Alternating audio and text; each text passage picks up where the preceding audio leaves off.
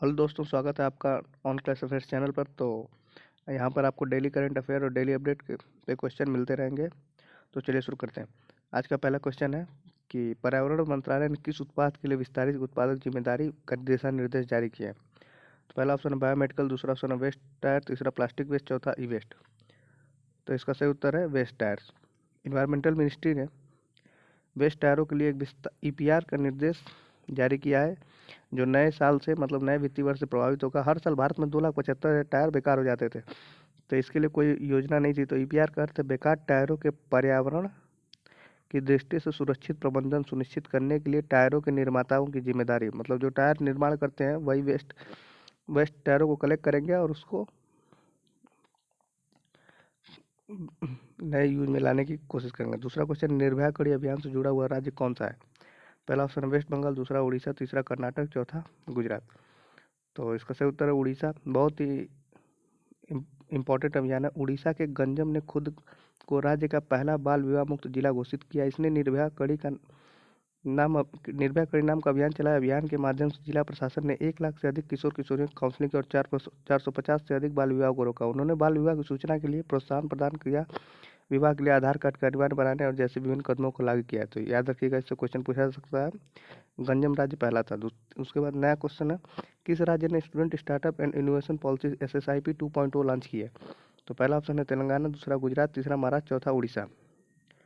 तो इसका सही उत्तर है गुजरात। गुजरात के मुख्यमंत्री भूपेंद्र पटेल ने शैक्षणिक संस्थाओं के अंतर्राष्ट्रीय सम्मेलन ICAI 2022 में छात्र स्टार्टअप और नवाचार नीति SSIP 2.0 का शुभारंभ किया। इसका उद्देश्य स्कूली छात्रों को नवाचार में वित्तीय सहायता देना और इन्हें अगले 5 वर्षों के लिए 2027 तक लागू किया जाएगा। वित्तीय सहायता को पिछले समय में 200 करोड़ रुपए से बढ़ाकर 500 करोड़ रुपए कर दिया गया है। तो याद रखिएगा। आज का नेक्स्ट क्वेश्चन है कि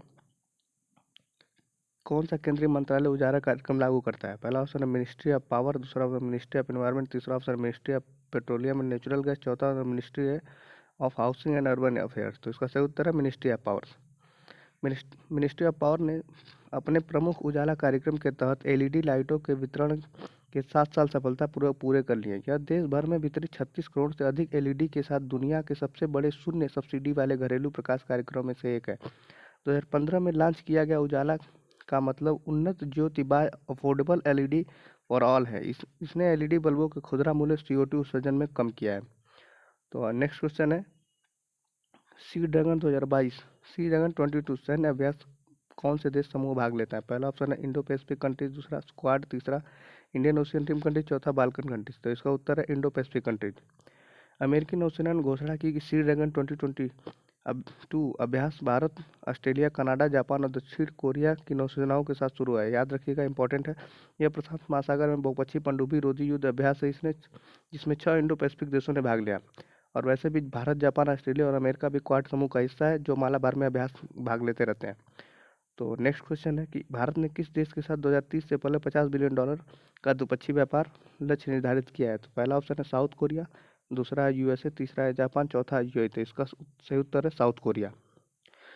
भारत और दक्षिण कोरिया ने 2030 से पहले $50 बिलियन का द्विपक्षीय व्यापार लक्ष्य निर्धारित किया। दक्षिण कोरिया के व्यापार मंत्री येओ हानकू और भारत वाणिज्य और उद्योग मंत्री पीयूष गोयल ने नई दिल्ली में द्विपक्षीय वार्ता की 2021 में भारत को दक्षिण कोरिया का निर्यात 38.5% मतलब $7.5 बिलियन बढ़ा है और आयात 37.4% यानी $3.6 बिलियन बढ़ा है। इसके व्यापार संतुलन में $3 का अवशेष दर्ज किया गया है।